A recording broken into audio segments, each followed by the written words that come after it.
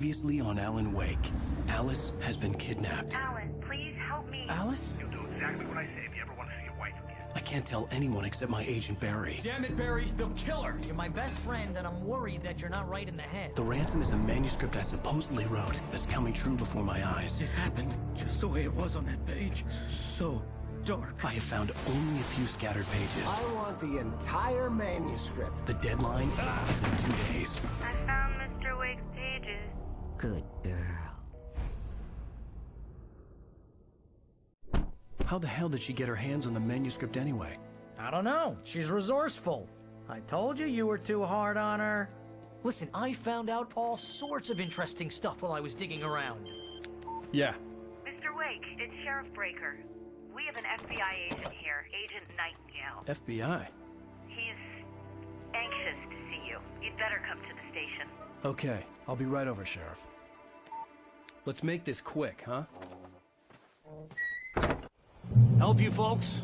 Name's Randolph. I'm the manager. We're looking for Rose. Works as a waitress down at the diner. Rose, sure. Nice girl. Who wants to know? I'm Alan Wake. The writer, huh? I heard on the radio you were visiting. Well, I'll show you her trailer. That Rose, she's a nice girl. Always pays her rent on time. As I was saying, Al, I found all sorts of weird stuff from the local newspaper's archives. This place is crazy. Disappearances, mysterious deaths, urban legends come true, and get this, most of this stuff takes place around Cauldron Lake. Well, you ain't wrong, mister. The Indians thought the lake was a doorway to the underworld. I'm the God-fearing type myself. I don't hold with that sort of thing. Yeah, okay. Anyway, there was an island there owned by a guy called Thomas Zane. Now, some of the articles I found about him make him out to be a famous writer, but I ran a bunch of searches, couldn't find a single thing he wrote. Zane was heavily into diving, so much so that the place came to be called Diver's Isle. But the volcano under the lake erupted in 1970, and Zane went down with the island. Yeah, how about that? It was there in the morning, as if it had fallen from the sky. But it would take a tornado to lift something like that. We're damn lucky it didn't crush any of the trailers.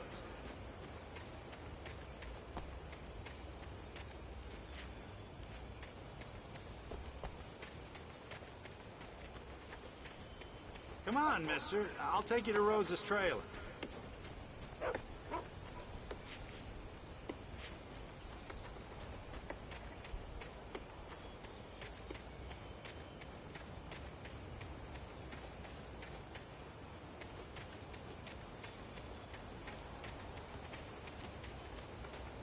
Just follow me. It's not far.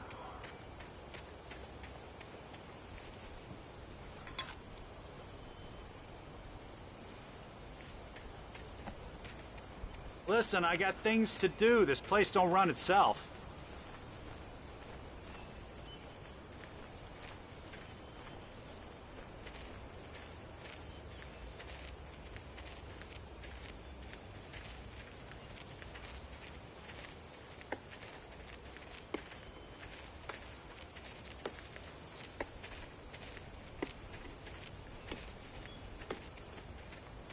It gets better. A local girl, Barbara Jagger, drowned in Cauldron Lake just a week earlier. They were lovers. Sure, Jagger's a local spook store. The Scratching Hag. Comes for you in the dark. Childish stuff like that. Anyway, Al, I'm just getting to the best part. All of the articles about this stuff were written by Cynthia Weaver. I asked around, and she's that crazy bag lady you met. What, the lamp lady? She can be a little loopy, but she's not homeless or anything. Yeah, anyway, she knew both Jagger and Zane before they both died, and she had some kind of a breakdown.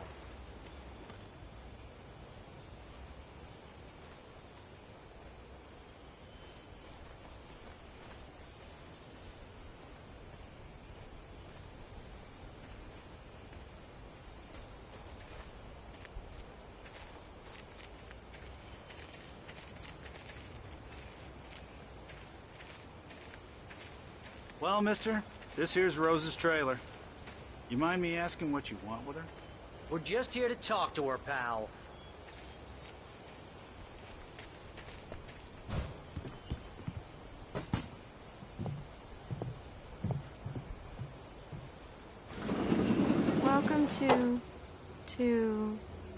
Oh dear. Mr. Wake.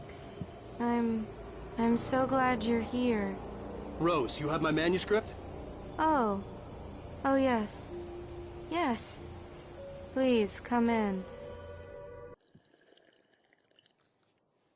Hey, this is really good. Rose, Yes. my manuscript. I really need it. I understand. I know what you need. A muse to inspire you. Oh, for Barry. She doesn't have anything. Yeah, hey, Al? Al, what's... Oh... Barry! What? What?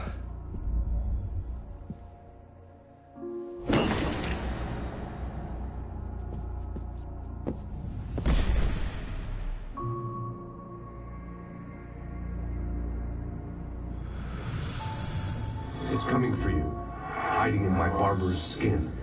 I'm too weak to stop it. You must turn the lights on. I promised I'd come visit you and your lovely wife. You must finish what you started. I insist. You must turn the lights on. Turn the light on. Back to work, boy.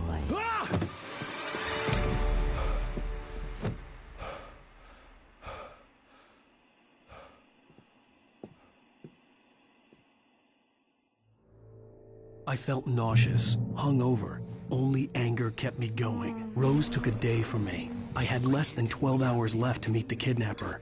All I could do was get Barry into the car, work something out once I got on the road. In a funeral dress.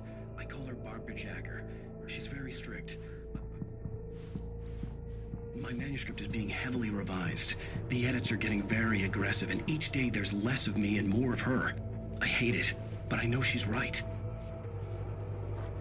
She promises me I can save Alice this way.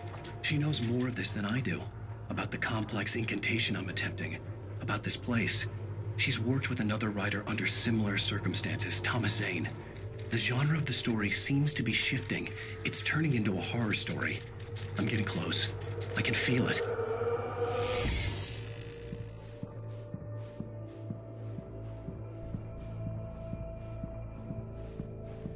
Barry was out of it. He was way too heavy to carry. You're right. I deserve more money. I'm so handsome.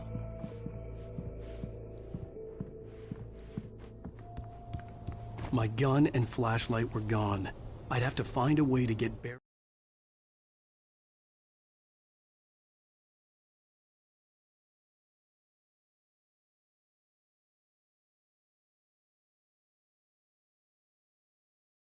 Mr. Randolph liked Rose. That little smile she had. How she was still sweet when life had tried so hard to make her bitter. It wasn't any of his business what she did in her trailer. But those strangers, the writer and his smart-ass sidekick, looked like trouble. And they'd been in there for hours, way past her normal bedtime. He reached for the phone and called the sheriff's station. Hurry into the car as quick.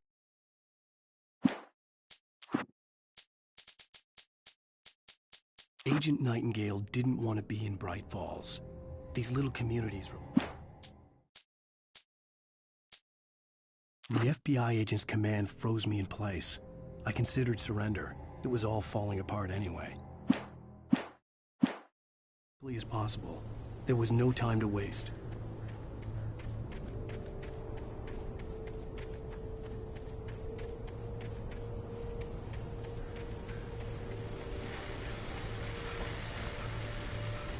I just stepped outside to catch a breath of fresh air. Let me tell you, the weather's getting heavy. Nights like this make me especially glad I'm here talking to you and not home in bed. Once the weather takes a turn like this, I can't sleep at all. It's all tangled bed sheets and dark thoughts, punctuated by the occasional plunge into nightmare. Is it just me? Well, perhaps it is.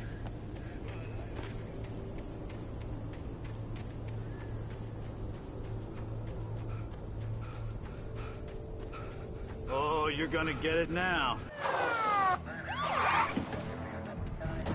God knows what you've done to that poor girl. This is Agent Nightingale, FBI! Get him up, Hemingway! You're under arrest! You move a muscle, I'll unload right in your goddamn face! Stay right where you are, Spillane!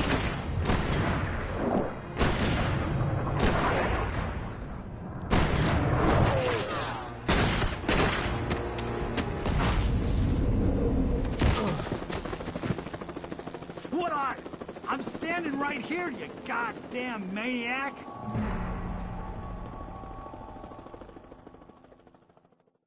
I hated to leave Barry behind, but there was no way I'd miss my appointment with the kidnapper.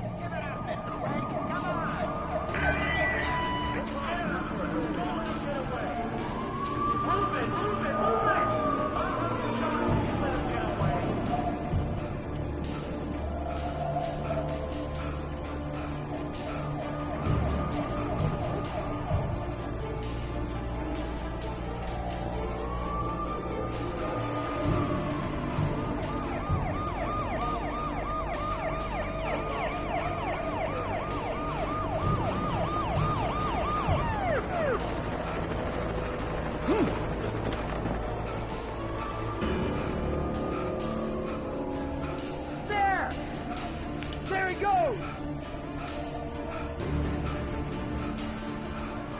Okay, man. Keep your eyes peeled. He's gonna try to make it through here. This way! Oh, damn. Wait! I said wait! Over here! This away! Keep an eye out! Suck, damn it! Where'd he go? This away! Keep an eye out!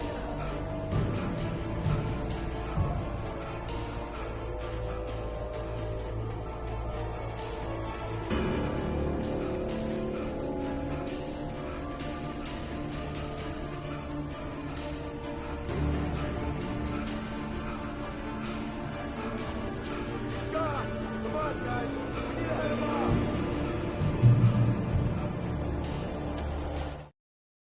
For decades, the darkness that wore Barbara Jagger's skin slept fitfully in the dark place that was its home and prison.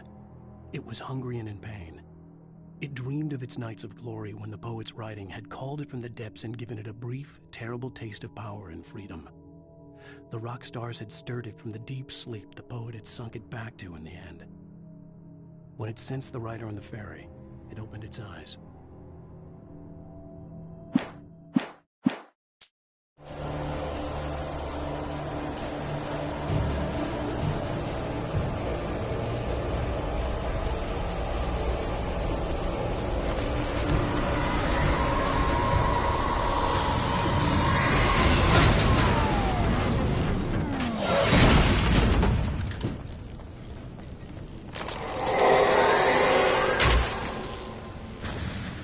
Come in, Agent Nightingale. This is Sheriff Breaker. Over. Nightingale, over.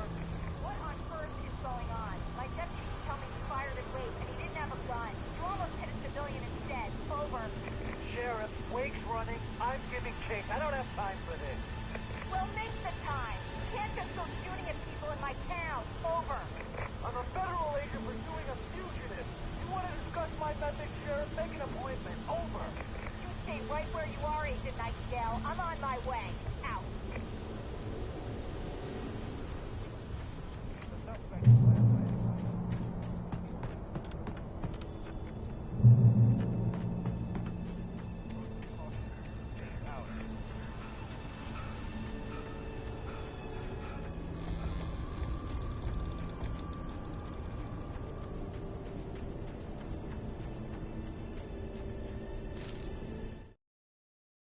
Rose didn't know how the strange old lady got in her trailer, and she looked wrong somehow. The woman showed her teeth in an approximation of a smile and traced a finger down Rose's cheek. "Pretty girl," she said. Rose felt as if she was falling asleep, but her knees didn't buckle. The crone spoke in a whisper, her words ice cold and dark.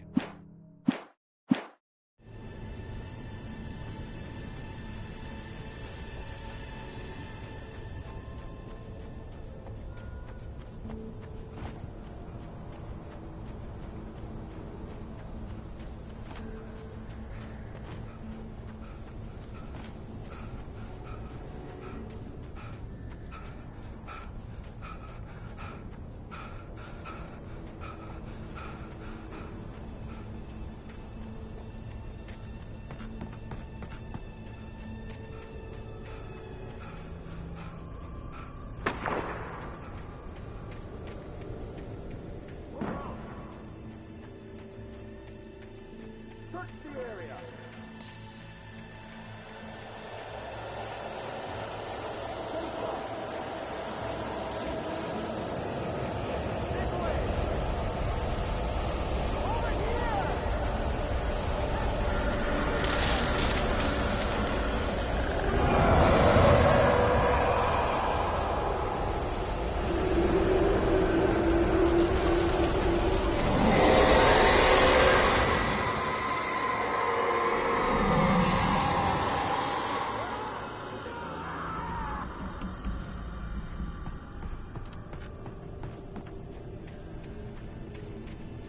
This horror was everywhere I went, circling me.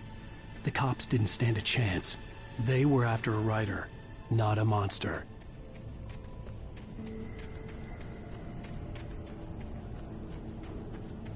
Sheriff Breaker, this is Agent Nightingale. I've lost contact with most of the men you assigned to me. It's Wake's doing. Wait, are you seriously telling me that geek writer just took out my deputies? Are you kidding? I mean, have you seen this guy?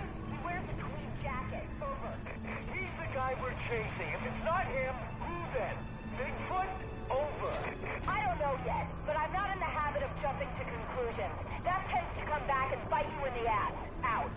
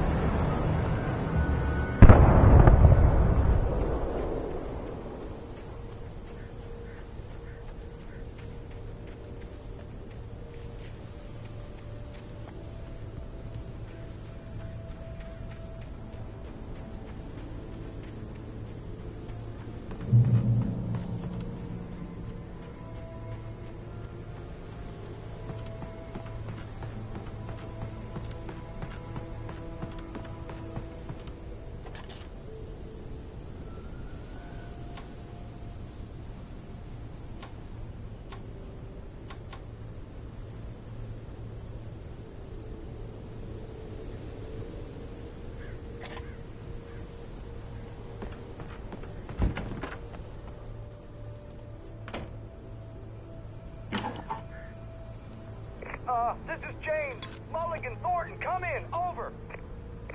Thornton here. James, we got both Wheeler and Rose in custody. They didn't put up a fight or anything. Why, they were... Hey, what you... Come on. Sit down and give me that. James, Mulligan here. Over. Go ahead, Mulligan. Over. We got Wheeler and Rose here. Wheeler's drunk or hopped up on something. Speaking of which, that Fed had a pretty distinctive whiff of Otis Scotch about him, you know what I mean? Over. I don't have anything on that, Deputy Mulligan. Over. Well, whatever.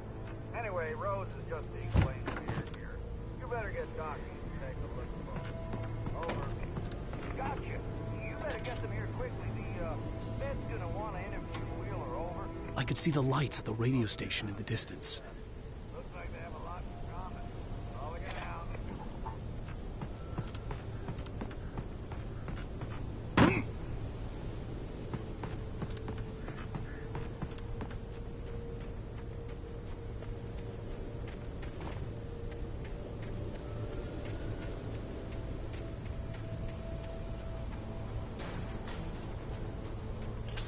I imagined that the broadcast tower in the distance was part of the local radio station. Maine seemed like a decent guy. Perhaps he could give me directions to the coal mine.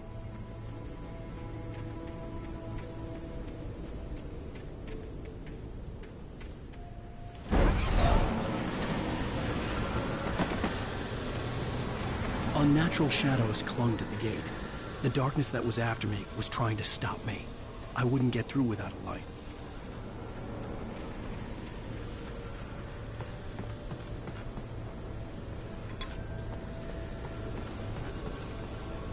There was no power to the searchlight.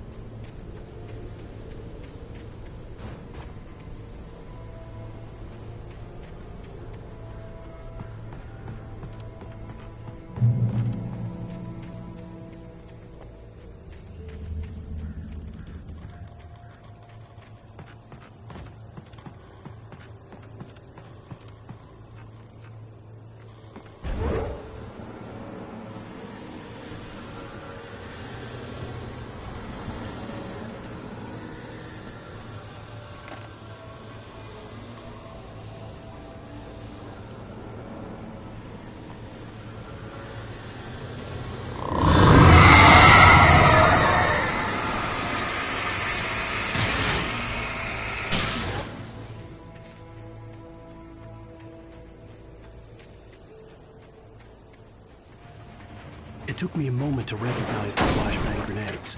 They were an ideal weapon for my situation. Team 1, come in. Over.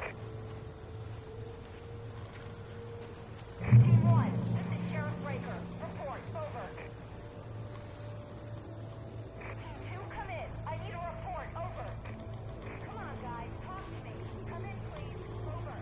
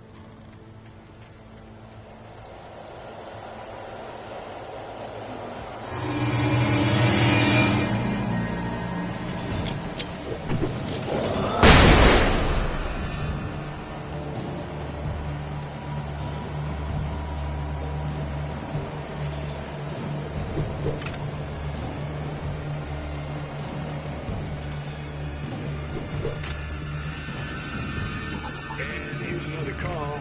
You're on KBFFN with Pat Maine. It's Milt Peabody, Pat. What's on your mind, Milt? Well, I live near the trailer park, Pat, and there's a big ruckus going on over there. Well, that's just up the road from me, too. What's going on, do you know? I don't know, but there's a bunch of police cars there, lots of sirens, a helicopter buzzing around, and I think I heard some gunshots. Gunshots? Yes, sir, like from a pistol. So can you find out what's going on? Because it's just next door and they're popping off guns there. They're still shooting? No, it was maybe 10, 15 minutes ago. It sounds serious, Pat. I'm telling you, it don't sound like no party. Well, I'm certainly going to give the station a call, Milt.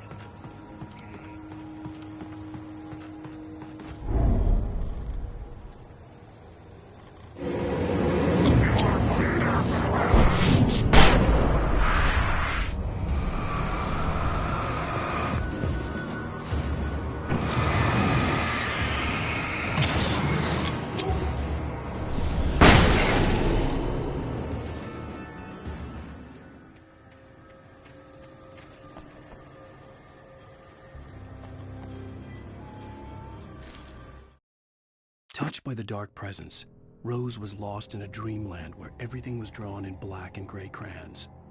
The old lady had promised her that all her wishes would come true. She would be Alan Wake's muse. She was smiling so hard it hurt her face. She crushed a bottle full of sleeping pills into the coffee. Deep down inside, she was screaming in terror.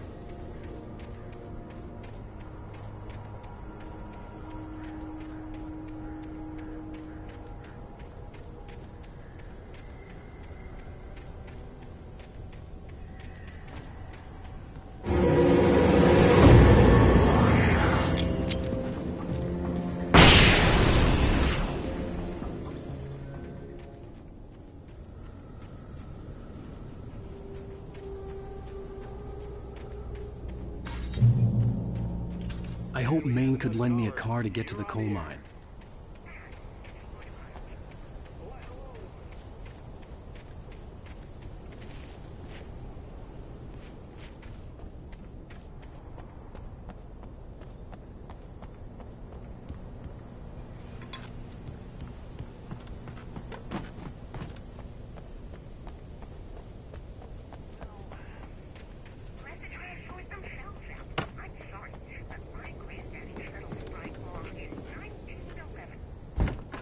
Thank you very much for that compassionate viewpoint, Lorna.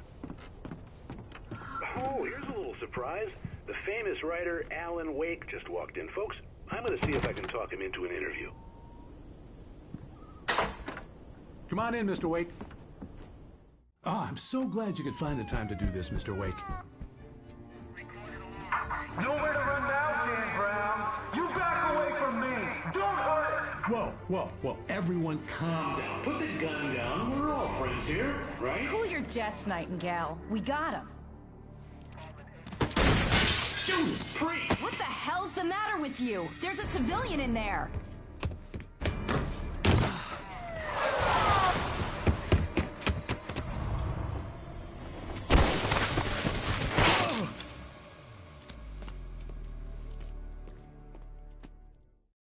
I'll get you yet, even if it kills me. You hear me? You hear me, H.P. Lovecraft? I had fallen off so many cliffs it was ridiculous. That's what you get for naming a book The Sudden Stop. It was probably good I hadn't had the chance to tell Maine where I was going. I'd have to lose the cops and find my own way to the mine.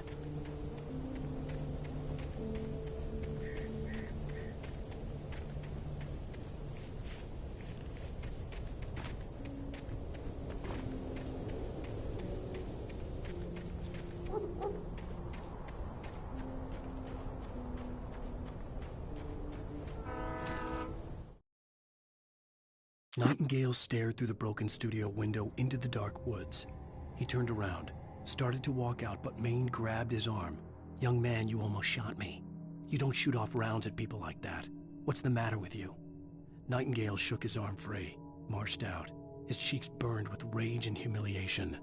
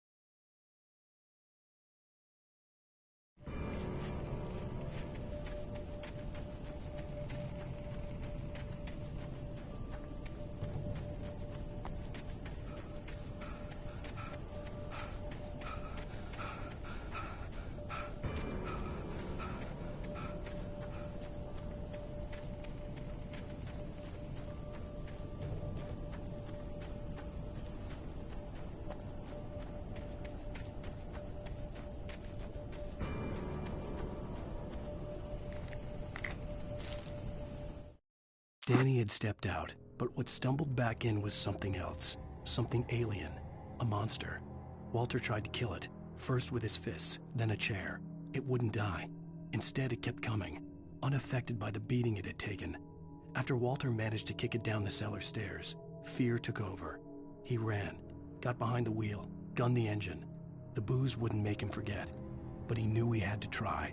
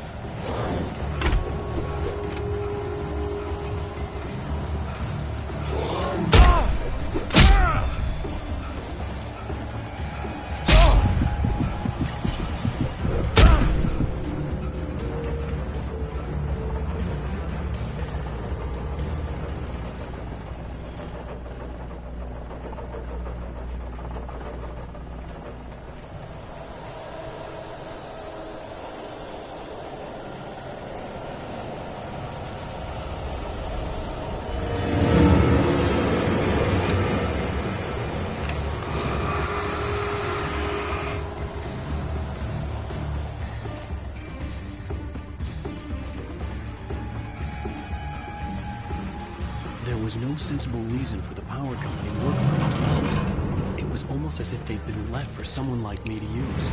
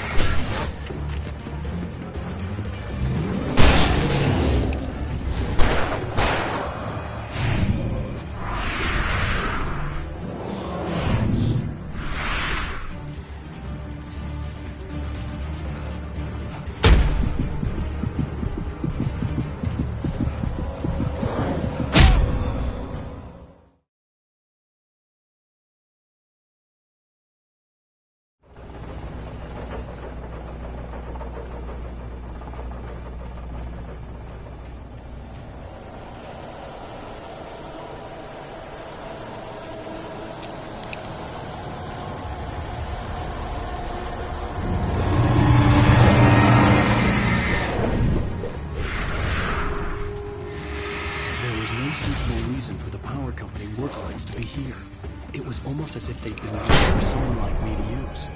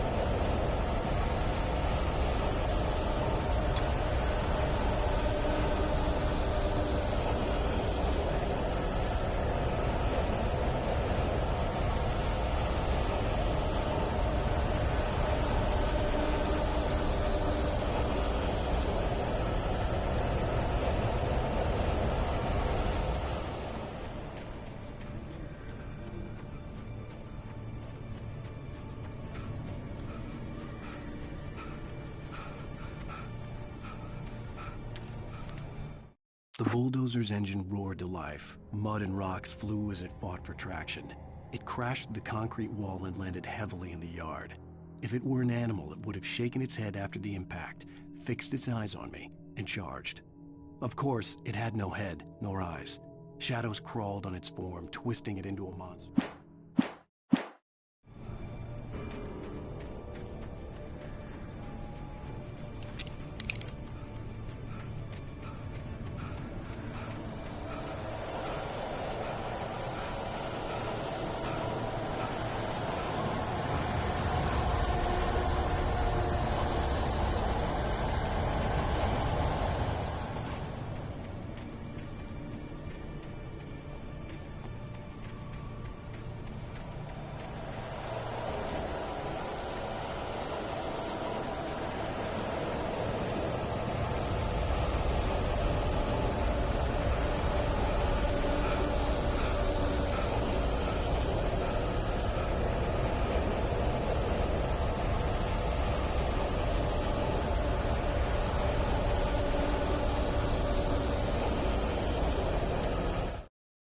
Sarah trusted her gut, and her gut said Agent Nightingale was an asshole. He felt wrong, and it wasn't just the smell of stale booze. It was in the way he flashed his badge, pulled rank, the look in his eyes when he wanted answers. Where was Alan Wake? What was this about an accident? Where was his wife? And most importantly, why did she let Wake go? He wouldn't answer her questions. Federal business was all he'd say.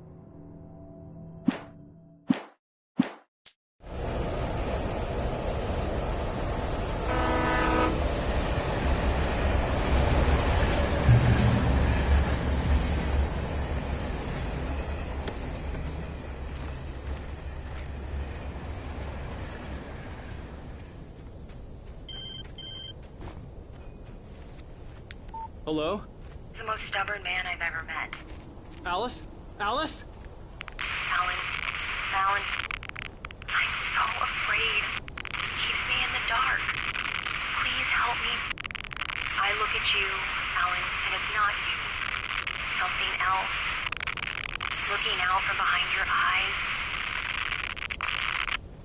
Alice, I'm here. I'm so alone here. It's all gonna go to hell. You need to be careful. Cooperate. The connection had been terrible, but that wasn't the only thing that hadn't been right with the call. She sounded wrong somehow, but she had called. The pipe wrenched itself loose from the bridge's steel framework. Wrapped in darkness, it floated in midair, twitching. For a moment, I didn't understand what I was looking at. The heavy object lurched at me with impossible force. I threw myself out of the way, but just barely. When I turned my flashlight on it, it shook in a dark rage before it flew at me again. Hold me.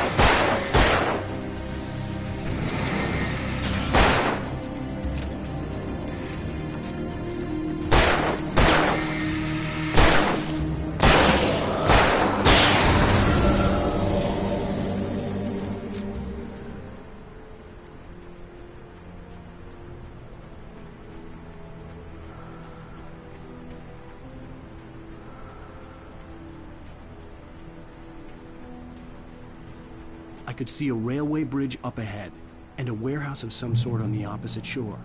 I hoped I could find a car from there.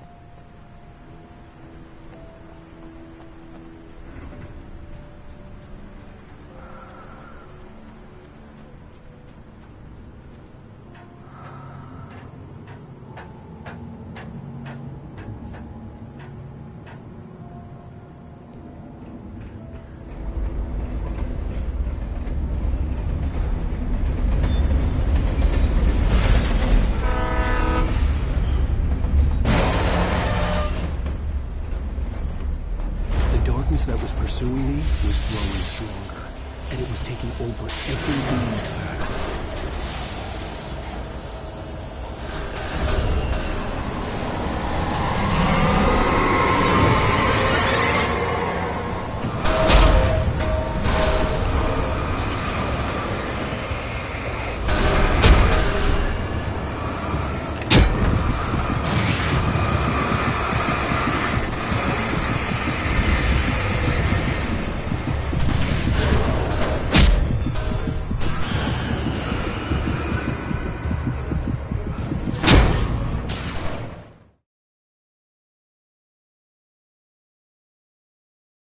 On the opposite shore.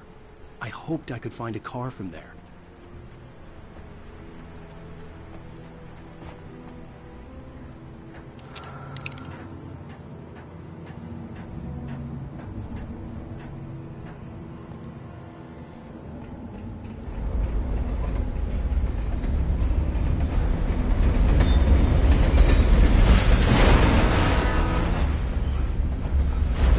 That was pursuing me was growing stronger, and it was taking over everything in its path.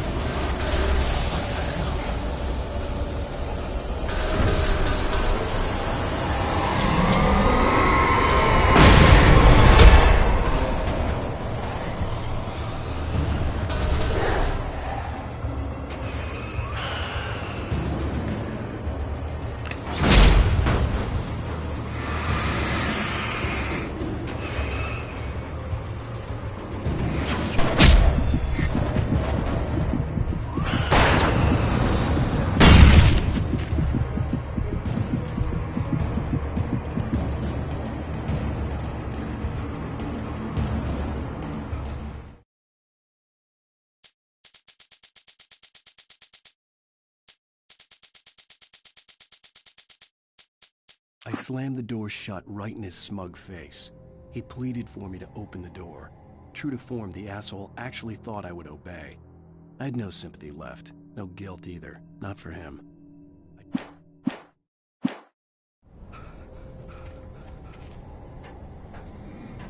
As a teenager, just starting to get interested in writing, Stephen King had been a source of inspiration to me. I thought about all the inanimate objects that had come to life in his books. No one is safe in a good horror story, certainly not the protagonist. That's what makes them fun. This was anything but. The darkness could possess anything, and it was getting closer.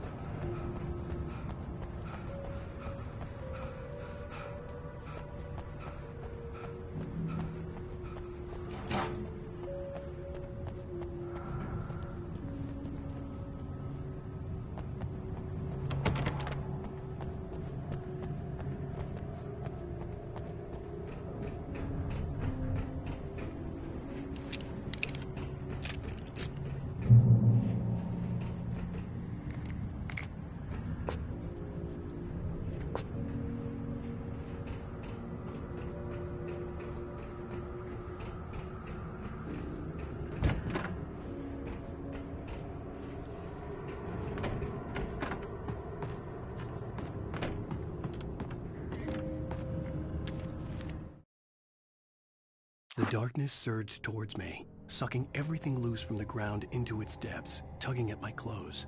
I saw the flare the kidnapper had dropped and threw myself towards it just as I felt my feet leave the ground.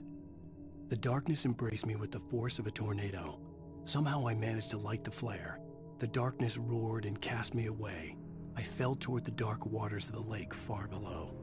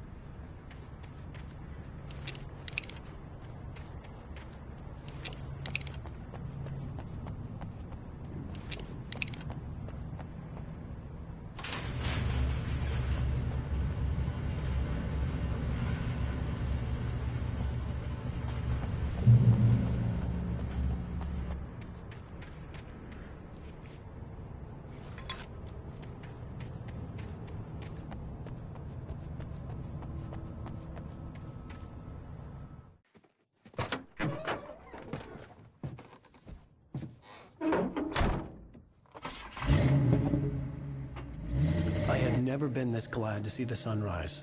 I had a couple of hours to get to the coal mine.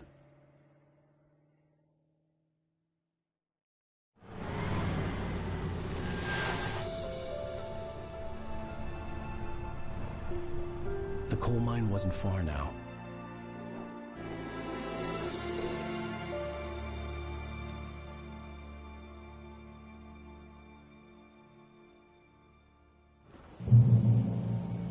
Today, I would meet the kidnapper, and he would give me Alice. I wouldn't give him any other choice. A drowning man will clutch at a straw.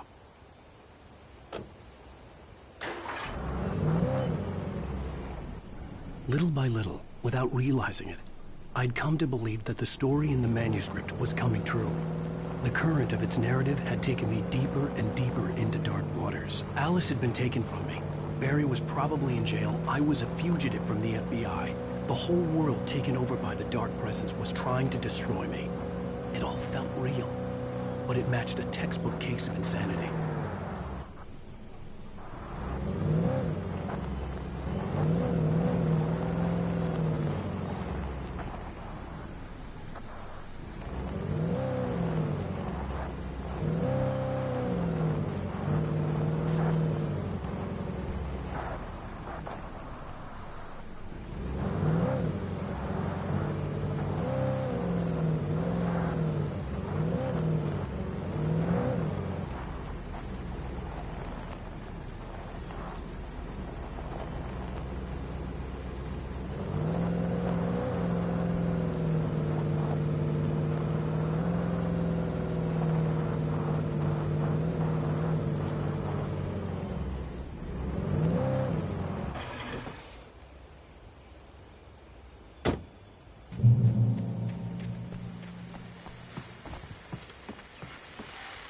This is Pat Main, and you're listening to KBF-FM. Folks, I want to apologize for kind of abandoning you to that looping music track last night, but I was detained. You see, I encountered a big-shot G-man with an itchy trigger finger who could use a lesson in manners and a boot in the ass. Not necessarily in that order either. Now, folks, I know I'm not being very informative here, and I apologize for that. I really should just keep quiet, but I'm just so peeved right now, because some people just shouldn't be carrying badges. And I'm just glad that our Sheriff Breaker was there to straighten things out. And if someone I met last night is listening, let me just say, I'm sorry if my mouth got you in trouble. I'm pretty sure you're not the bad guy here. Godspeed, son. I hope you know what you're doing. Now, on a lighter note, I'll be talking to Dr. Nelson all morning. But first, a little music.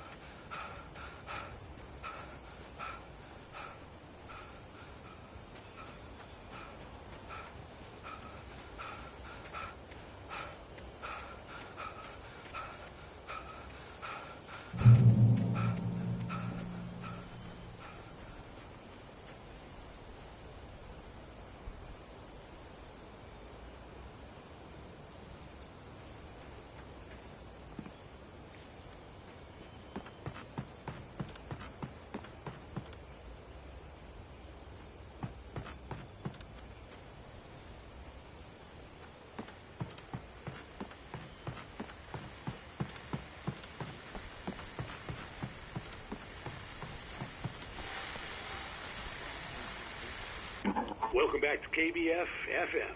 Hope you enjoyed that tune. Now, Doc, you were talking about life and finding that special someone, that soulmate. Well, you were talking about that. I was saying I don't buy it. Well, see, to me, that's strange, because I always pegged you as a hopeless romantic. You got me there, Pat. But I think love's real.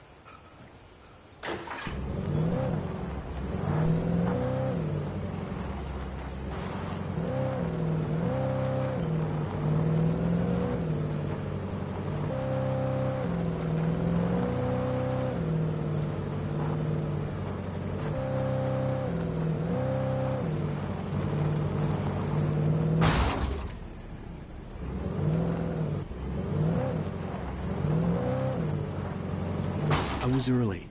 I was supposed to meet the kidnapper at noon in the main building. The coal mine was quiet. It was a museum now.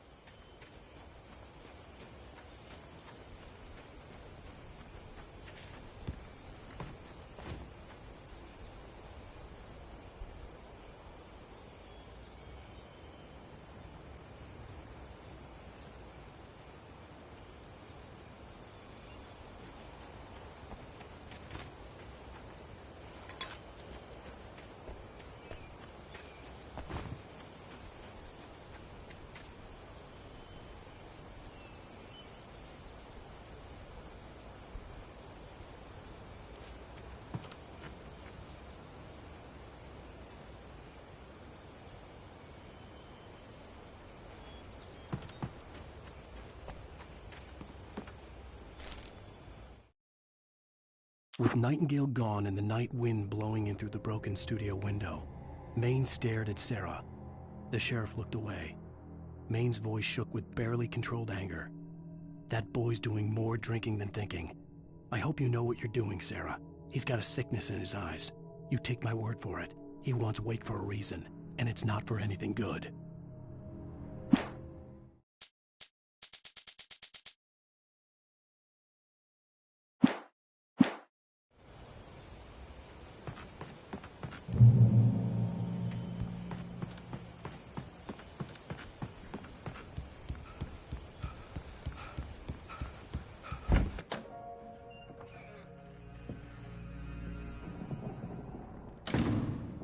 I didn't want to go outside. Cops had to be looking for me. The noon sun turned the place into a sauna. The day dragged on. Different scenarios ran through my mind. Ways of how I'd torture the kidnapper to get Alice back. Or the different horrible things he could have done to her. I imagined her dead. I had no way of knowing she was still alive. It was killing me. I was running on blind hope. It was all a waste of time. The bastard never showed up.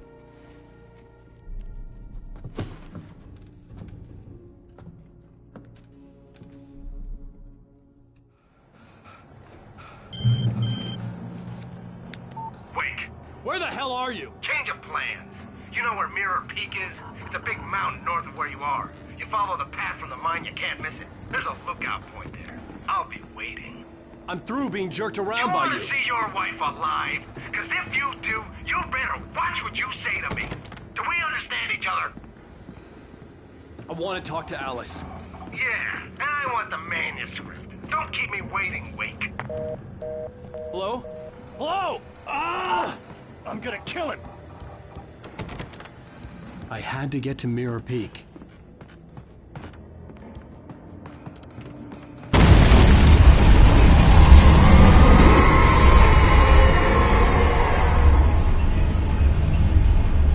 was close, maybe closer than ever before.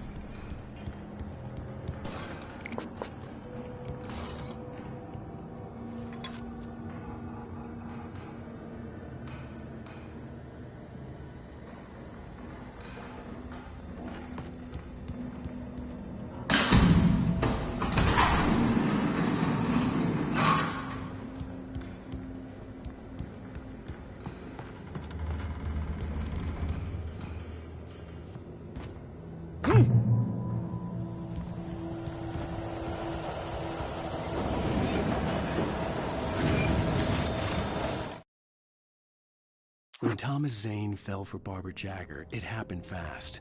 She was young, vibrant, and beautiful, full of life. He had never been a very happy man, and without any seeming effort, she had changed all that. Zane felt good for the first time in his life.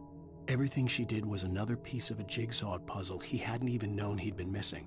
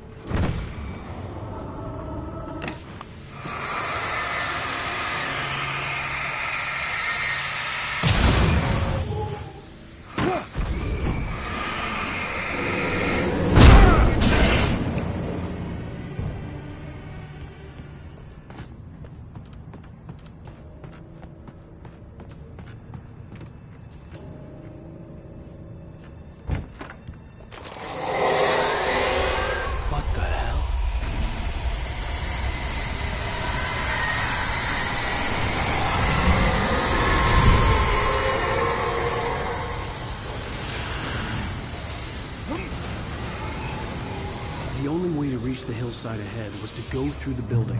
I had to find a way to avoid electrocution.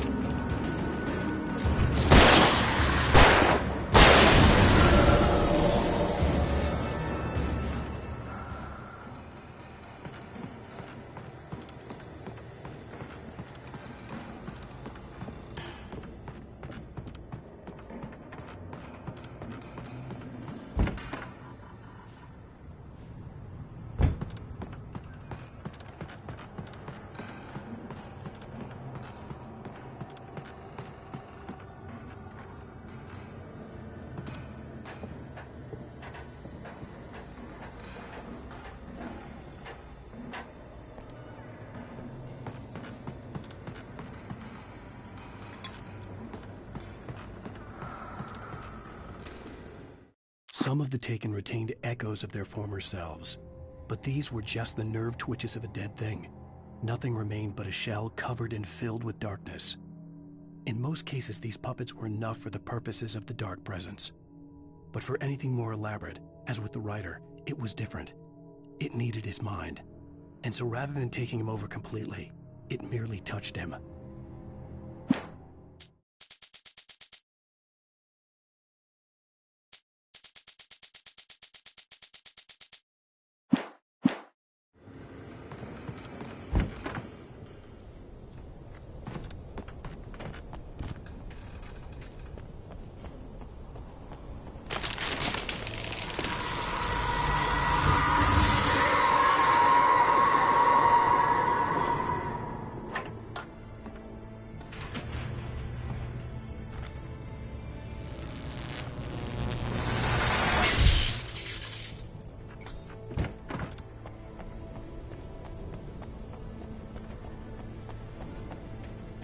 There was no way the flashbang grenades were Standard Power Company equipment.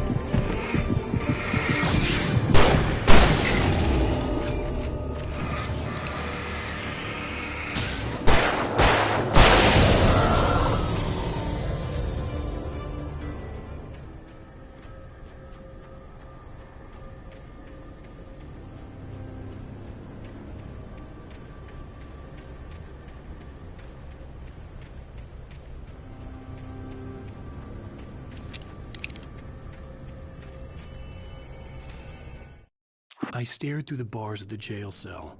Barry stood behind me, swaying on his feet, looking as ill as I felt. Agent Nightingale stood on the other side of the bars with Sheriff Breaker. Nightingale had a stack of manuscript pages in his hand. He seemed unhinged as he gloated. "Well, I've got you now, Raymond Chandler. It's all here. All the evidence, including conspiracy to murder a federal agent."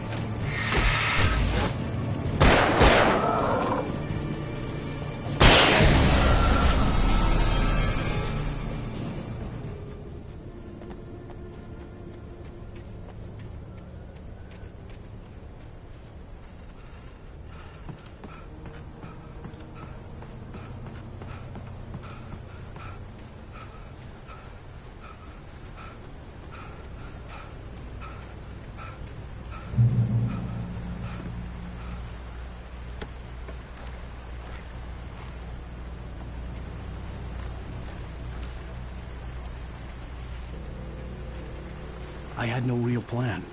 I was going to give the kidnapper all the manuscript pages I had for Alice. If that wasn't enough, I'd hold him at gunpoint and make him talk.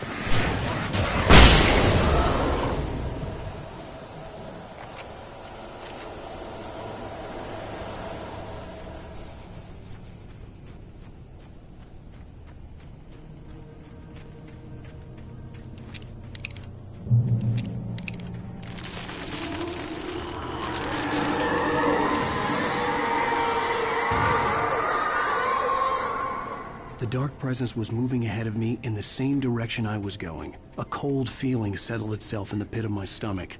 Was it going for Alice?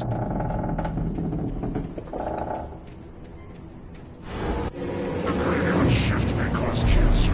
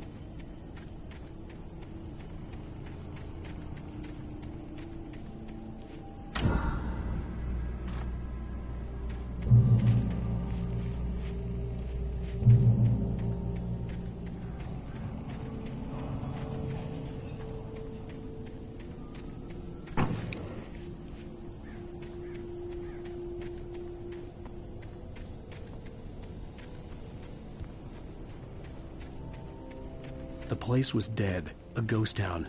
Had been for decades, maybe a century.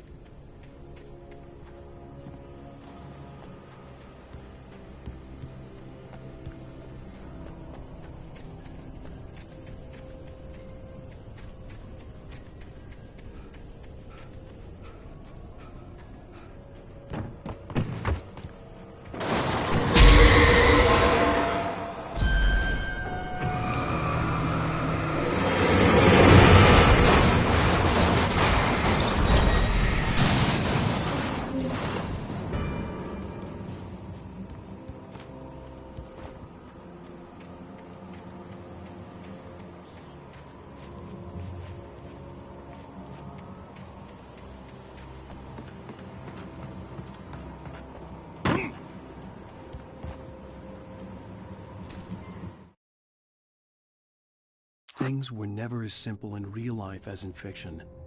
I had lost count of the times I had wished there'd be a clear reason for my writer's block. Something to fight, something to lash out on. There wasn't. I was filled with doubt. I was nothing like the hero in my books. Alex Casey had gone through his life with single-minded determination, never wavering from his goal. Even now, I was angry at myself, angry at Alice, angry at Barry. I was fumbling and I had no plan.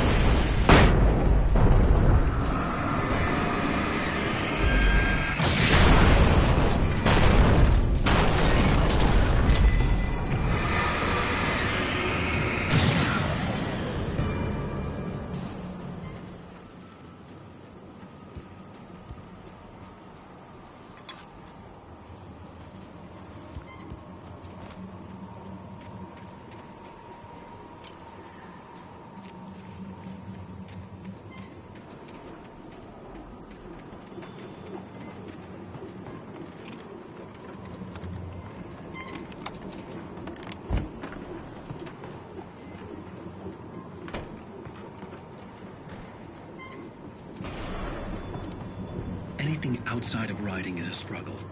I feel ill. I managed to make my way downstairs. There's a shoebox filled with books and papers by Thomas Zane. It's very hard to focus, but I managed to read some of it. He's a poet, and a good one. He writes of muses and creators summoning fabulous things from a magic lake, using his powers to shape the world of a realm of gods and dreams and demons, dark things that wait for a chance to slip through, wearing the flesh of men as disguise. Zane writes about himself, his girlfriend being taken over by a dark presence, about growing scared of the lake. Zane believes it's a mirror to the gaping void of darkness above, where some Lovecraftian presence lurks. I crawl back upstairs. I'll borrow these things for my story. They ring true. They fit.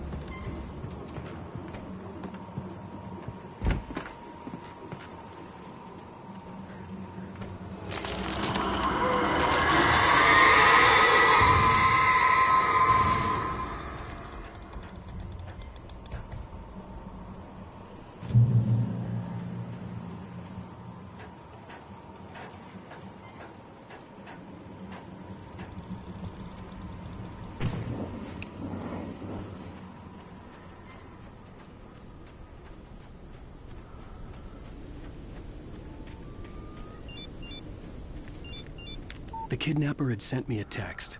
The message was full of spelling errors and insults. It was telling me to hurry up.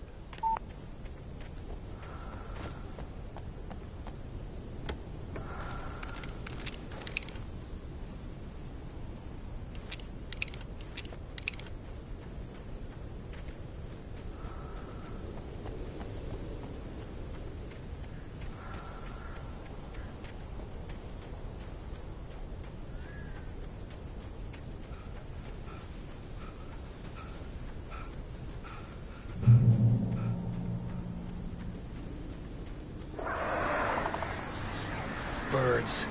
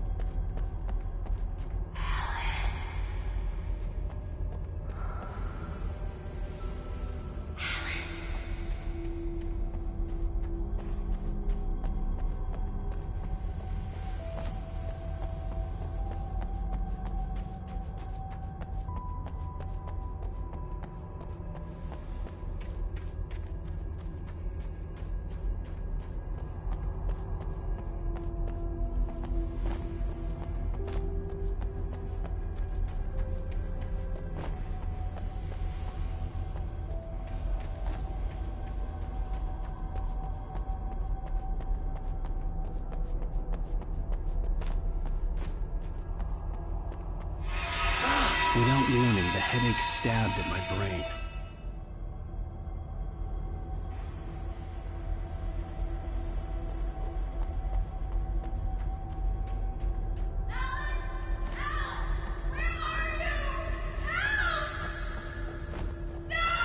Alice?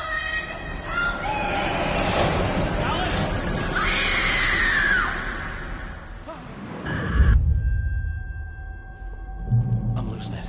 I gotta get out of here. The hunters were big, thick-set men, confident and at home in the woods. They were feeling good, running on beer, ghost stories, and camaraderie late into the night. It did them no good, as they were taken by the dark presence, sucked deep into a darkness far worse than any ghost story they ever told or heard.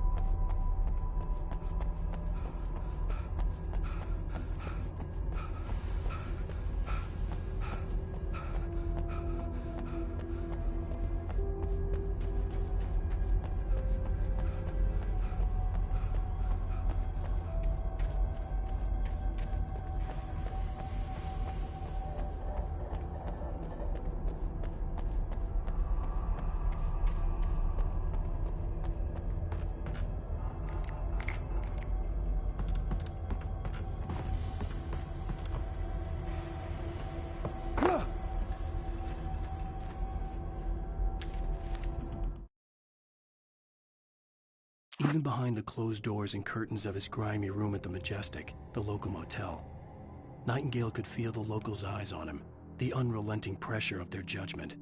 He forced it out of his mind. For all he knew, they could all be under Wake's spell already.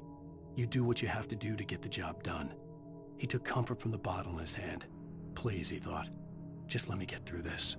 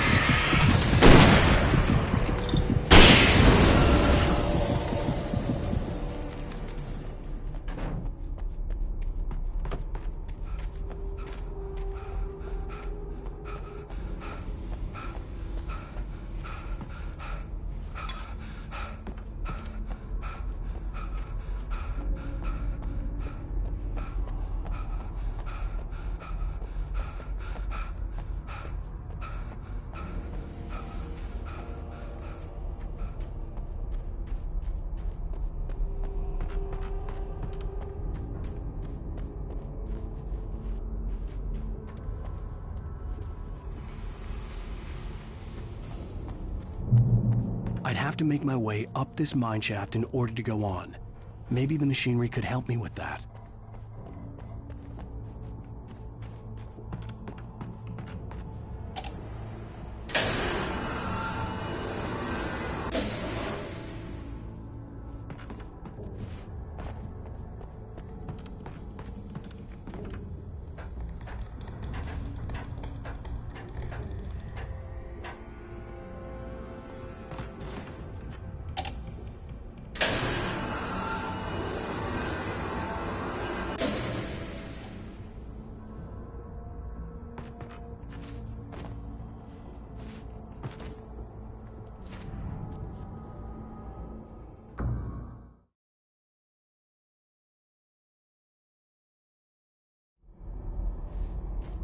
I'd have to make my way up this mine shaft in order to go on.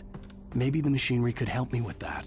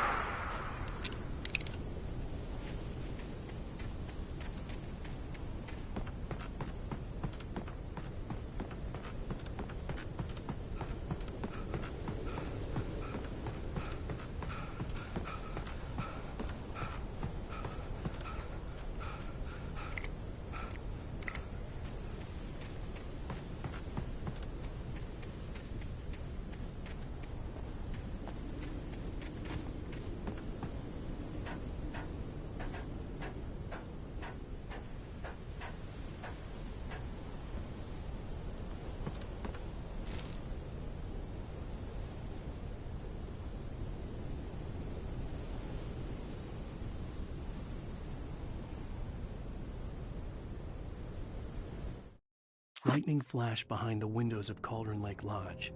Tor Anderson laughed and held the steel hammer above his head. Nurse Sinclair was trying to calm him down without success. Tor grinned madly and shouted, "My hammer's up. Here's a friendly poke from Mjolnir, wench." He brought the hammer down with all his might on Sinclair's head. "We're on a comeback tour, baby."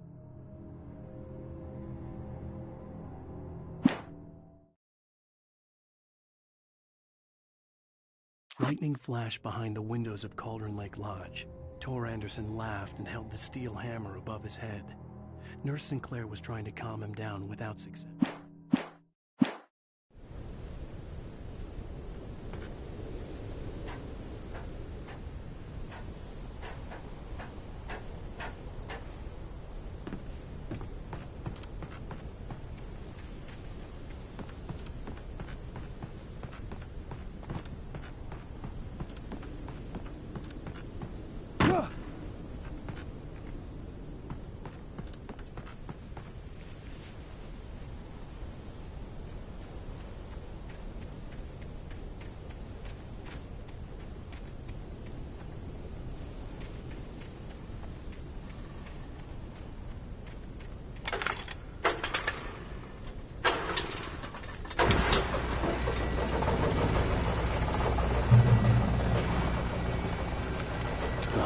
Great. Another cable car. Just great.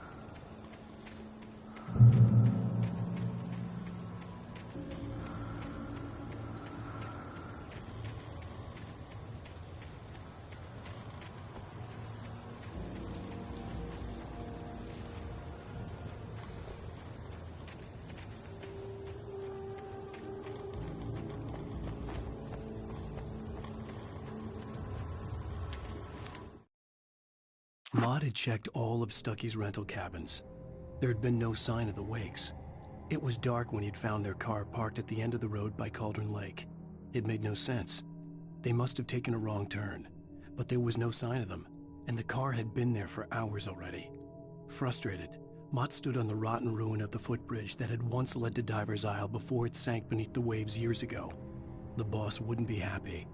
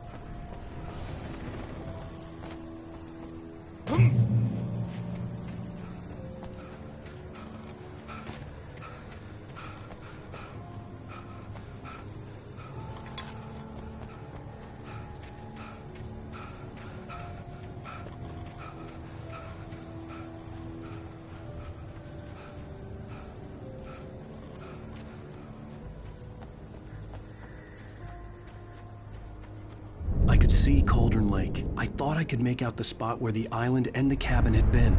There was a light near it. It had to be a boat.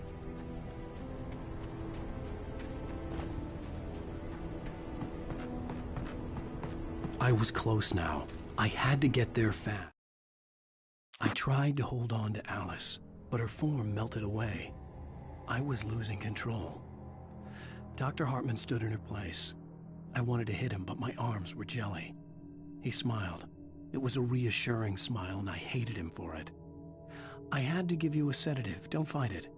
You went through another rough period. Right now, it's very important that you stay calm. We don't want you to have another episode. You're a patient at my clinic. Have been for a while now.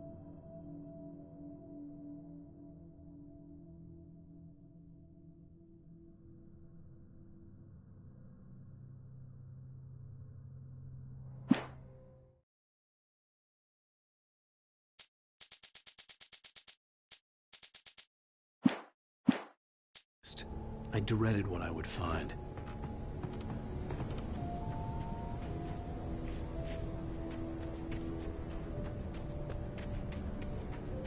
Wait! Are you? Wait! Hey, I'm here! I'm coming! No! Get away! Sorry. Please, it's late. The boss didn't know who he was messing with. I didn't know. I swear, I didn't know. We don't have a wife. We don't know where she is. She's probably...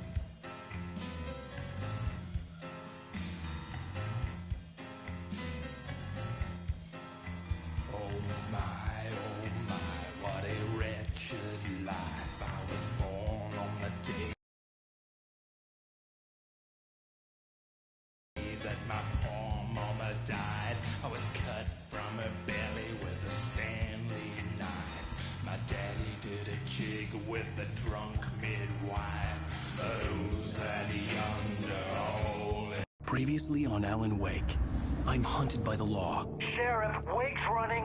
I'm giving... Are you seriously telling me that Ryder just took out my deputies? A thriller I supposedly wrote is coming true. The genre of the story seems to be shifting. It's turning into a horror story. I was told that Alice had been kidnapped, but that was a lie. We don't have his wife. We don't know where she is. Her purported kidnapper was eaten up by the dark presence before it attacked me.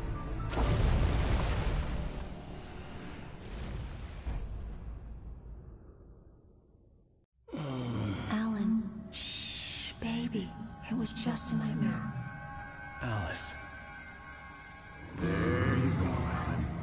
Hartman, I fell. I had to give you a sedative. Don't fight it. You went through another rough period. What? Right now, it's very important that you stay calm. We don't want you to have another episode. You're a patient at my clinic. Have been for a while now. The shock of your wife's death triggered a mental illness. No, you're lying. You're suffering from various symptoms of undifferentiated schizophrenia. Bastard. It's okay, Alan. Just let go.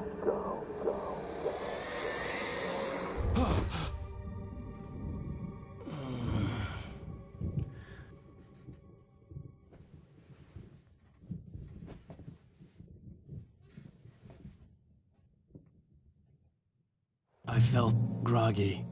Whatever Hartman had bumped in me was making me numb. I felt like this was happening to someone else. Someone I was watching on television. I couldn't think. Couldn't focus. There were only empty sheets of paper here. No manuscript pages.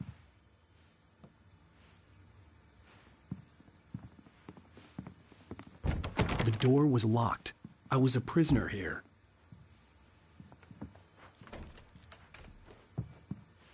Good evening, Alan. Are we feeling better now? Feeling calm? Yeah. I see you brought your pet gorilla with you. So sure, I'm calm. I get the message. Loud and clear. Quite right. That's the spirit. You're being very brave, Alan. I understand you're confused. I would be more concerned if you weren't suspicious of me. I don't blame you for it. Big of you. Now, why don't you come with me? We'll reacquaint you with my clinic and go over everything you might have forgotten. Little walk and some fresh air? Yes, it will do you good.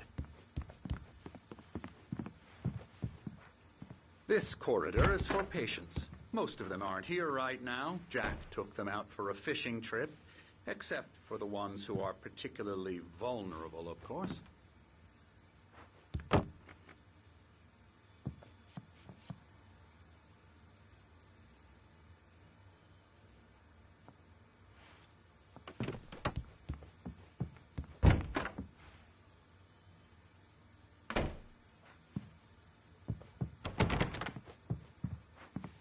I encourage creativity as a part of the recovery process here at Cauldron Lake Lodge. I specialize in treating artists. I bet you do. Splendid, Alan. I honestly believe we can get this thing under control if we work together. This way, Alan.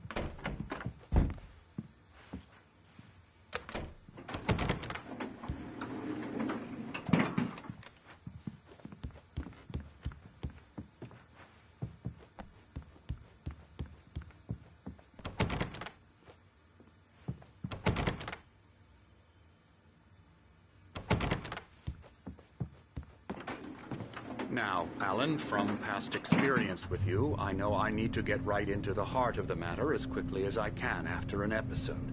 So I'm just going to say this. Alice is dead. No. You're in a very vulnerable state until you understand and accept this. Alice drowned, and you couldn't face that. You're suffering from hallucinations, paranoid delusions, unusual thinking, an obsession about light and darkness, a feeling that everything revolves around you, your thoughts and dreams. Your mind has constructed an elaborate fantasy scenario in which your writings are affecting reality. She has been kidnapped, and supernatural forces of darkness are trying to stop you. We go this way, Alan. I wasn't ready for another shot, so I went along with it. He had to be lying. But under the influence of the drug he had given me, I had to fight not to believe his words. It's all in your head. You've been making it up. Apart from the tragic accident with your wife, no one has been killed. Your delusions are just a manifestation of your subconscious mind trying to protect you from the too painful truth. Unless we fight the fantasy, it will return. I know the instinct is to resist me, but think about it. Doesn't this make far more sense than the insane supernatural conspiracy you have concocted in your mind? You're a skeptic by nature, Alan. We both know this. Everything can be explained logically.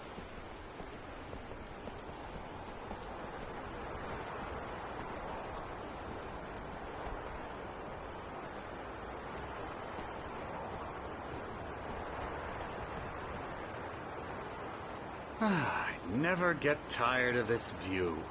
Very inspiring, isn't it? Cauldron Lake spread below us. I could see Mirror Peak on the other side of the lake.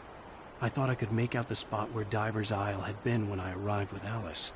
Now there was nothing but waves. It seems there's a storm coming.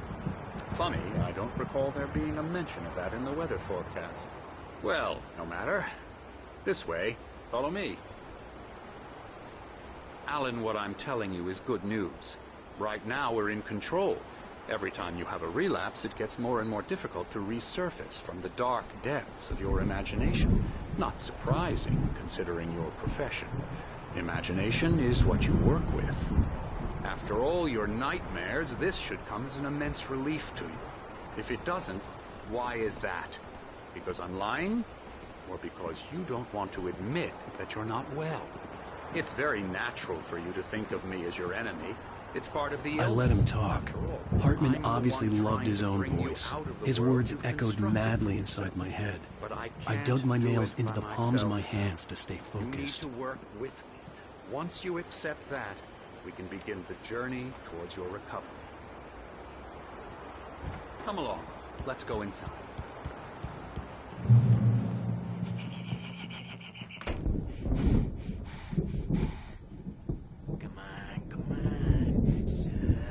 Spooky. Come on. Scary bad. Yeah, bad scary.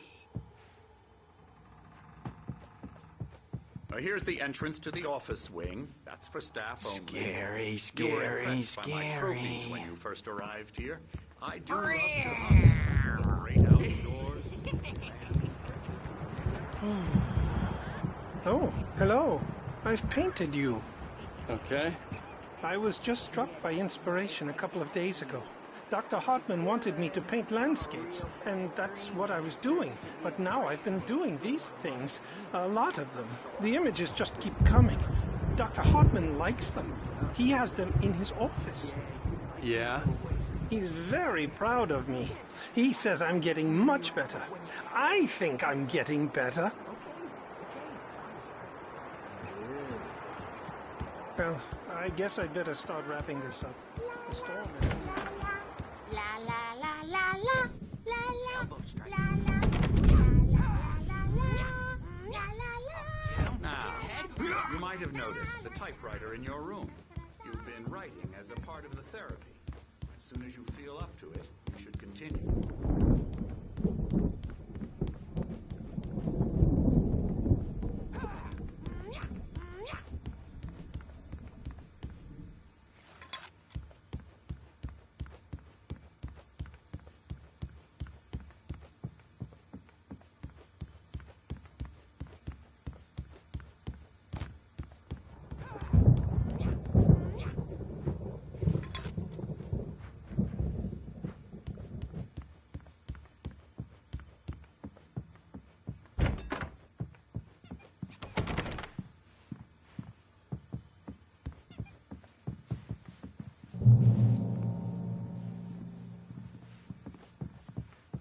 My rheumatism's killing me.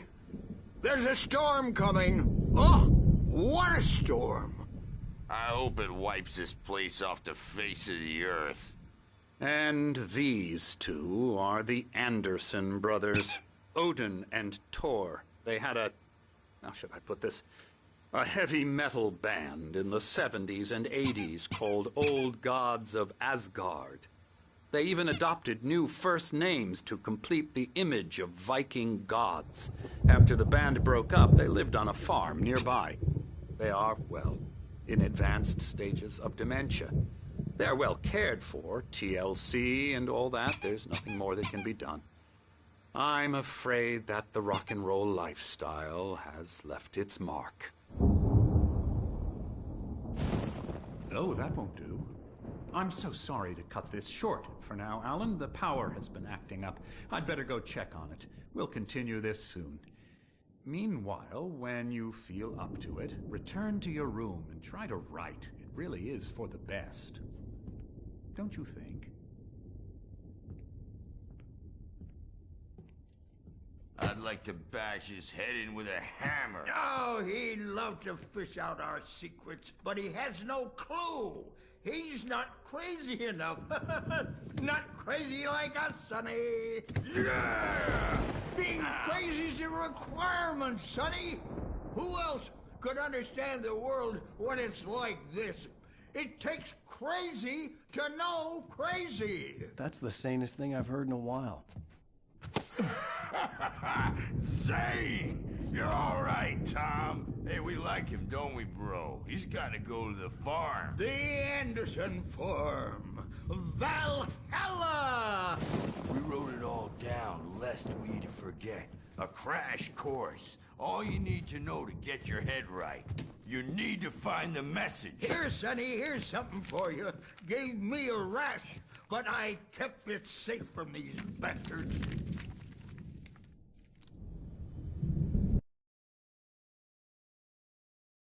Zane could feel the poems, taking form, shaping things.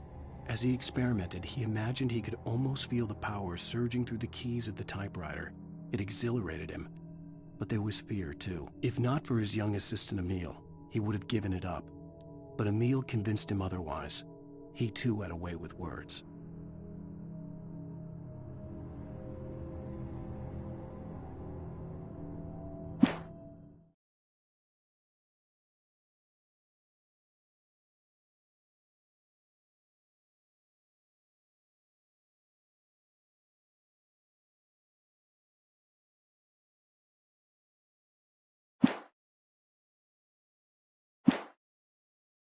My head was clearing up, or according to Hartman, I was sinking back into the fantasy. I was convinced he was lying to me, about everything. Crazy or not, the Andersons made more sense. Tom, you got any booze on you? Yeah, no. Sorry, we have guys. a stash of the special stuff at the farm. Our own formula. Local ingredients. Medicine clears your head right up. Makes you remember like moonbeams on the brain. Oh, I just noticed. Leather patches on the elbows? That's not very rock and roll. Tom just lost is all. Baba Yaga got to him too, the damn witch. She used us all. Taken from all of us. Took my thunder, the witch. And my ravens. What were they? Memory and thought, the hag. She took something from you too, didn't she? That's what she does. We're better off. This place, the lake, it gives you power. If you're a creator, an artist, God. Nightmare shifted in their sleep in the darkness of the lake. Yeah, that's the one. She makes sure it comes out twisted and wrong. Just ask the lamp lady. She knows what happened to that other rider. She's been using you, boy, and you let her. You went and opened the door for her, didn't you? Now, it was already open a crack. And whose fault is that? We're morally corrupt, disease-ridden, old and stupid. Doesn't mean he had to open it all the way, goddammit.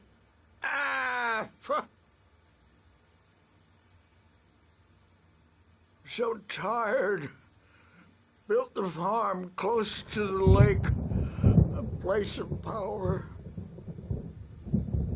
We had parties there, man. You should go there and have a party. That Bob Balder threw the amp through the window. Hit that hippie chick in the back of the... Power again. He's checking on it now. Yeah, good thing he's not overreacting or anything. He's the boss. I may need a hand here later on, Birch. The storm's bound to make you-know-who jumpy. You know how they get. Gotcha. Doc's got me looking after The doors were locked. Hartman and the nurses would have I'll do keys, that, Birch. but there was no way to Hey, get my wait. hands on them. Why don't you humor Dr. Hartman and give the writing a shot, huh? Typewriter's in your room. Something's wrong. I'm not myself. It's hard to think that there's a shadow inside my head. I can only focus on writing. Everything else is a blur. I'm trapped in this cabin. Have been for days, but it's always dark outside. My editor is real. I saw her again. She's not human. It's not human. A dark presence is wearing the old woman's face. She was covered in clinging shadows. There's a hole in her chest where her heart should be. I think I've made a horrible mistake. I don't think I'm any closer to saving Alice. It's been lying to me, using me to get the story it wants, and the story will come true.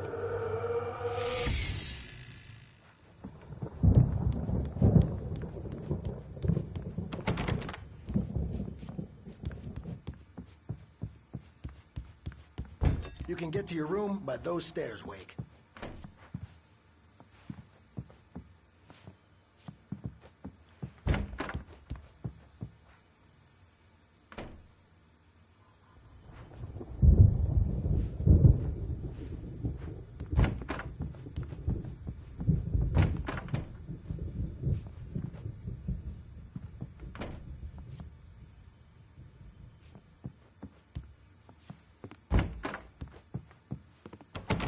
Hartman wanted me to write.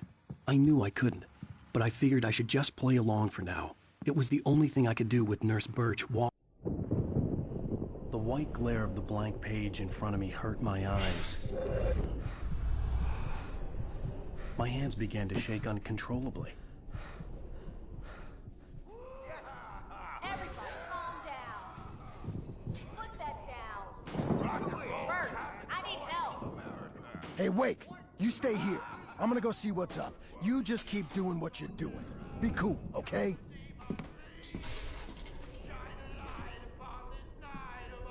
I didn't know what the chaos was all about, but it could be my only chance of getting out of here. Where the hell did he get a hair? I don't know. What's up? Here's a friendly poke from Mjolnir, wench. Oh, afraid of the crazy brothers, are ya? Sinclair Not looked so bad. weak now, That wasn't a love are tap. we? The crazy old fart hit her hard. And if she was one of Hartman's goons, things she were had it coming. unraveling I had to get to fast, Hartman's aren't they? office. He had taken all my manuscript all pages. yours, Tom. That's where he'd been Seize keeping your them. destiny. It's my storm. I'm taking it. Come out and face the music, Birch. It's time to pay the piper. We're on a comeback tour, baby. The markings on the tape said they were recordings Hartman had made at the sessions with his patients. I saw Alice's name on one of them. For a moment, I couldn't breathe right. Hartman wasn't happy. Mott could see it in his eyes. He quickly lowered his own. He had made a mess of it, and he knew it. The shame of failure was hard to bear. He hadn't expected Wake to say he needed more time, and he blurted out 2 days, less than Wake had asked for to show him who was in charge. But that wasn't part of Hartman's plan.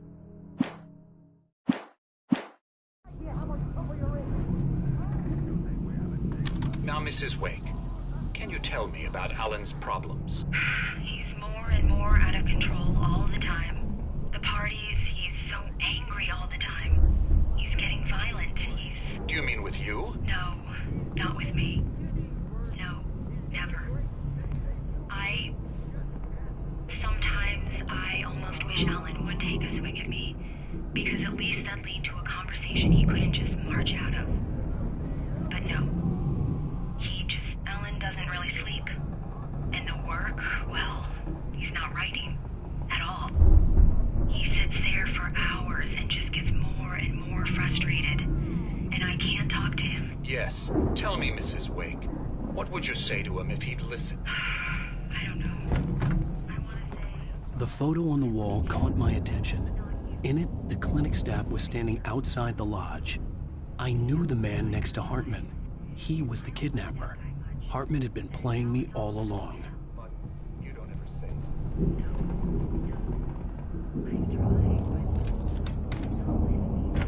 Barry? Ow! About time! Barry, man, am I glad to see you. We need to get to Hartman's office. It's right next door. You okay?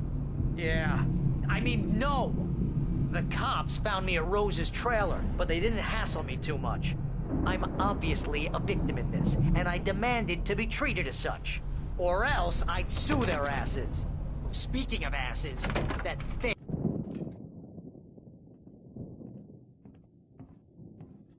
These were all the pages I had on me. And more.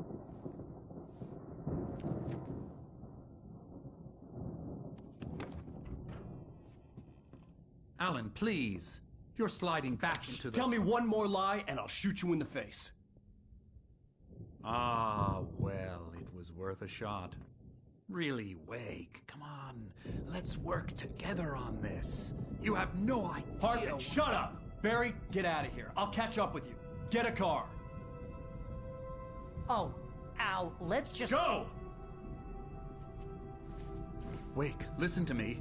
This is a mistake. Don't you see? Together we can create something absolutely wonderful.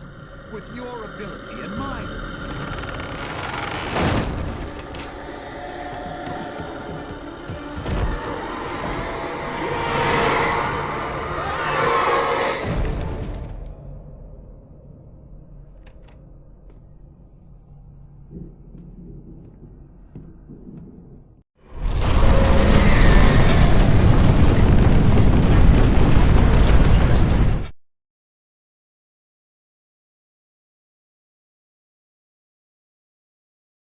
Hartman followed the fall of Alan Wake with his binoculars.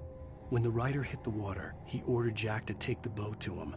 The spot was easy to see in the dark, even with all the extra lights in the boat. The flare floated and kept burning even in the water. Jack turned the radio louder as the engine sputtered. The music was rough and clanking, something the Anderson brothers would no doubt have enjoyed. But Hartman chose to ignore it. Wake was finally within his reach. I had to find a way out.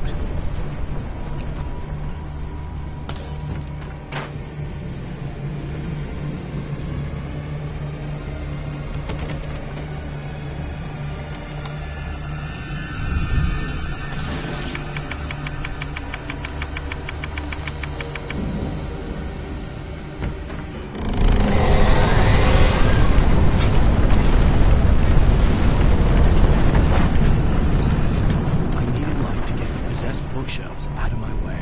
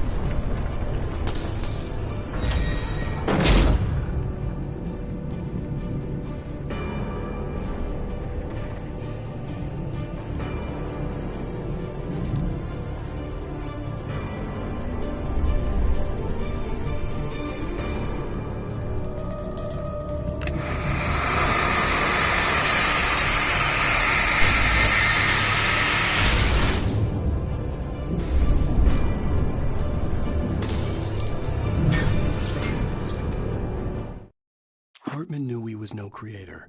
He had no ambitions on that front, and he certainly didn't want to end up like every artist he had worked with here, damaged in ways that were hard to describe, or worse. It was enough for Hartman to maintain creative control and provide direction, to be a producer. That was what most of these people were in need of anyway. Of course, suitable subjects were few and far in between.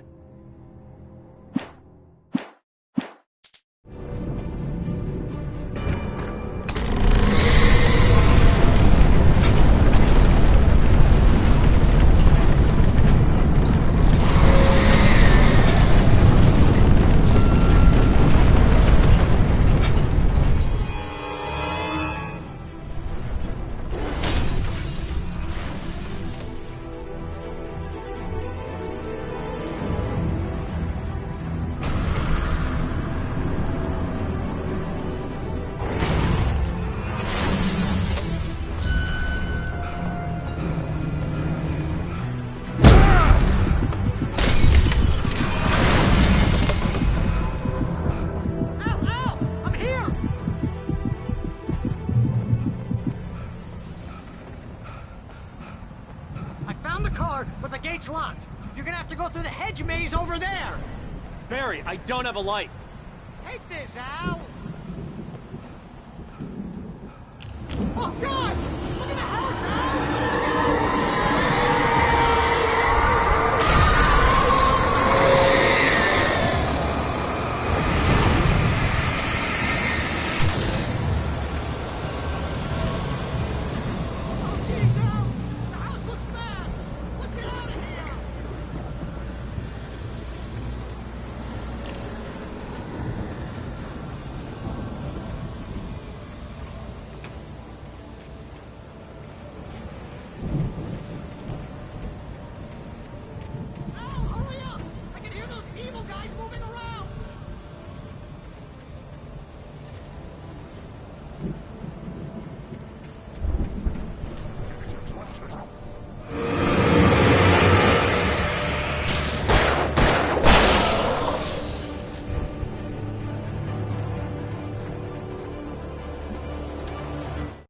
I stared at the Viking paraphernalia that littered the area, surrounding an unlikely centerpiece. A full-size stage complete with an impressive sound system with all the trimmings, including a dragon. It took a special kind of crazy to build something like this in a remote field. When the sky split open with a deafening boom and the music started blasting, it felt strangely appropriate.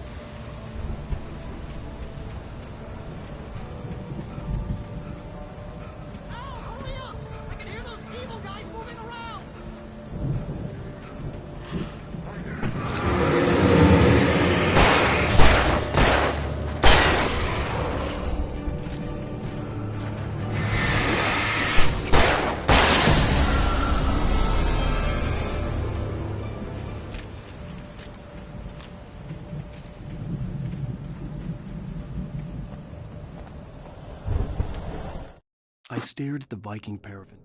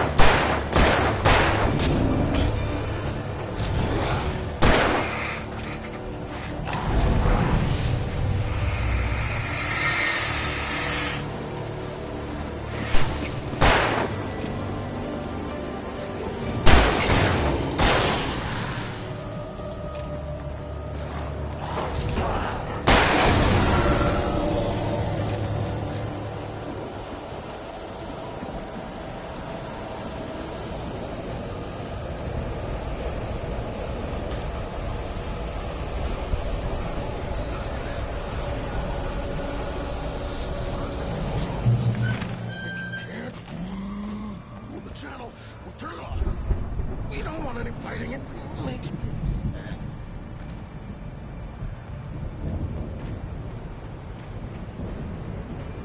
You get 2 pills in the morning, and then you'll be nice and calm all day long. You get 3 pills in the evening.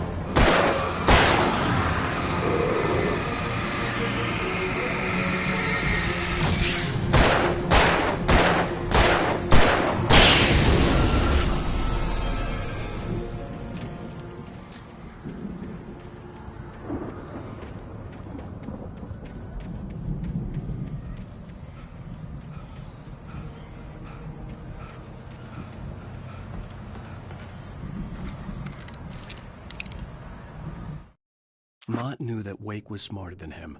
Wake had more money, a beautiful wife, everything. And Hartman said Wake was important. That made him better than Mott. But Mott was calling the shots now.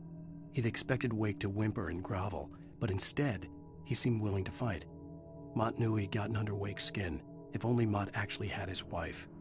The thought made him shiver.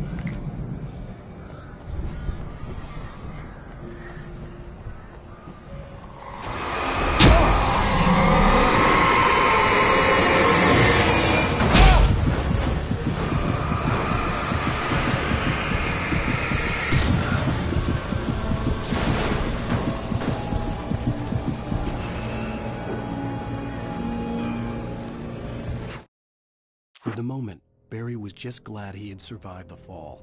He had been separated from Al, and there was no easy way to climb back up. He told himself he'd be okay in the gloomy forest at night. He would just have to wait for a while for Al to find his way down. Barry turned when he heard the heavy footsteps and saw the movement. The man-shaped shadow lunged at him from the bushes, an axe held high. Barry screamed and threw up his hand.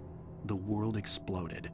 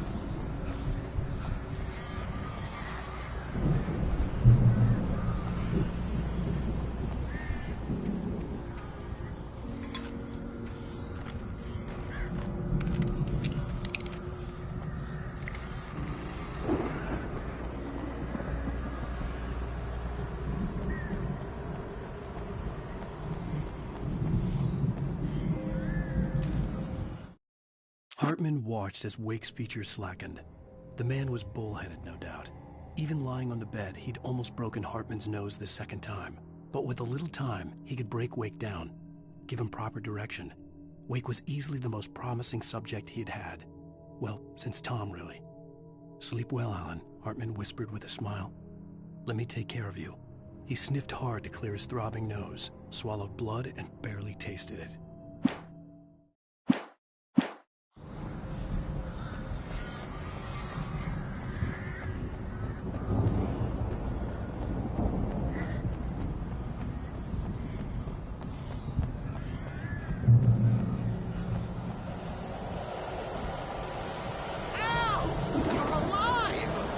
Let's get out of here. Can you open this gate? Maybe. Barry. Well, I slammed it shut when the Nasty showed up, and the key fits kind of loose in the lock, so, Barry! I'll find it, don't worry about it!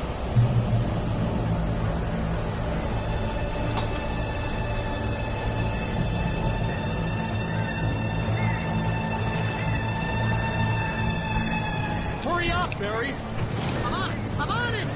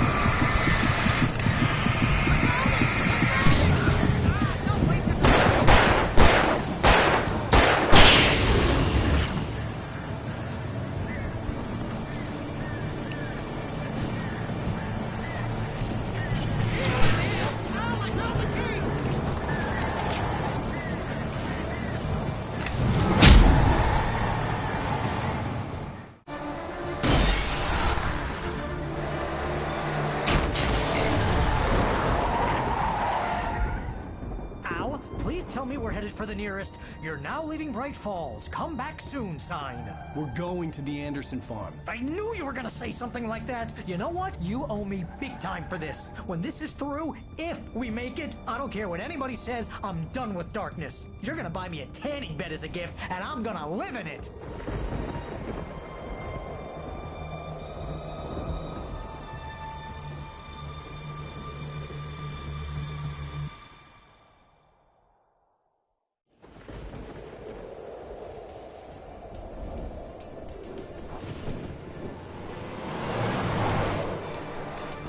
I'm crazy, but that's fine, Barry. Oh, you got that right, Al. You're barking mad. You are by far the craziest... But maybe that's inevitable when you deal with crazy stuff like this. It helps.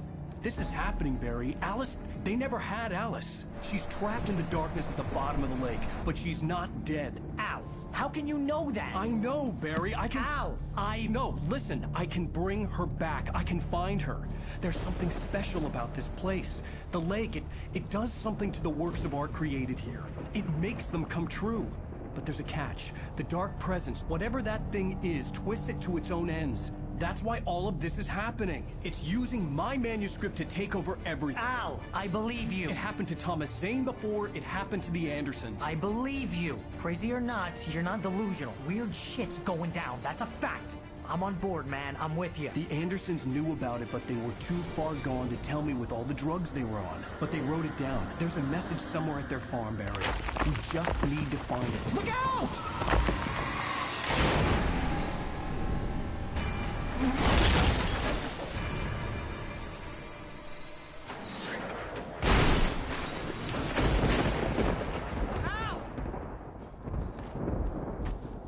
God damn it, Al, talk to me!